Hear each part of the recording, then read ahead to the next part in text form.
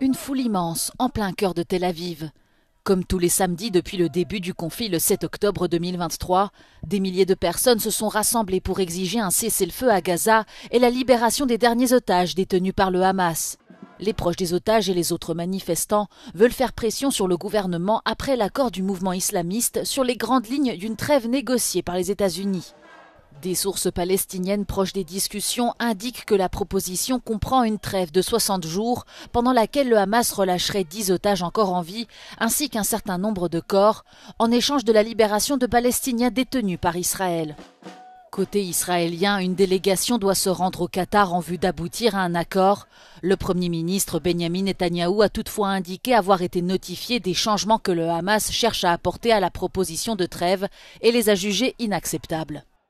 Le mouvement islamiste cherche à obtenir des garanties que tout cessez-le-feu mettrait un terme définitif à la guerre qui dure depuis près de 21 mois. De son côté, le président américain Donald Trump fait pression sur Benjamin Netanyahou pour la conclusion de cet accord avant sa visite à la Maison-Blanche la semaine prochaine.